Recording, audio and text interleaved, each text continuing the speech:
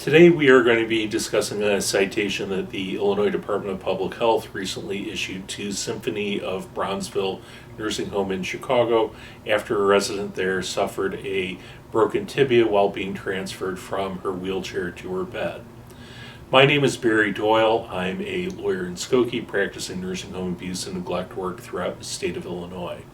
I'm also the author of Built to Fail, a free report available for download from my website, which spells out how the nursing home business model inevitably produces unnecessary injuries and deaths for nursing home residents. The resident who was involved in this particular incident had a care plan in place which addressed the resident's fall risk. The resident was considered to be at risk for falls because she had issues with weakness and gait and muscular abnormalities. She also had a history of falls. The care plan called for transfers being done by way of mechanical lift. In other words, a lift that would put her in a sling and lift her up and have her transferred from wheelchair to bed, wheelchair to chair, and so forth. In this particular case, on the night of this resident's injury, the resident was being transferred by a nurse and an aide using a technique called a pivot transfer.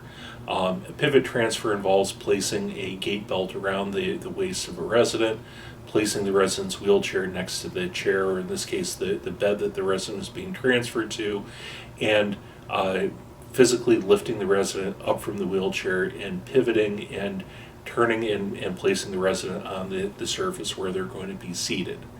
Obviously, this is a very different type of technique than the one that's was called for in the resident's care plan. The resident's care plan called for the use of a mechanical lift. In this particular case, while the pivot transfer was being done, the resident's lower leg got entangled with the legs of the staff that was performing the transfer, and as a result, she suffered a fracture of the tibia, which is the weight-bearing bone in the lower leg. This resident had osteoporosis, which placed her at risk for suffering fractures.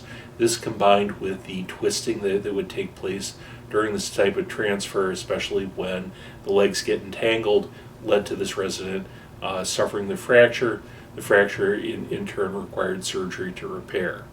So it's a fairly simple fact pattern. There was a reasonable care plan that was in place to address this resident's risk of falls. It called for the use of a mechanical lift for reasons that are still unknown, and the Department of Public Health wasn't able to determine based on their investigation why this occurred, but the staff chose not to follow the care plan, elected to employ a different type of transfer technique, and as a result of the care plan being violated, this resident suffered an unnecessary injury, which ultimately is going to require her to have surgery.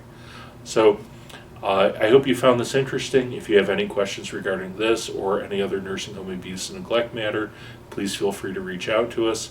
Our number is 312-263-1080, or we can be reached on the internet at www.accidentlawillinois.com. Thanks for watching.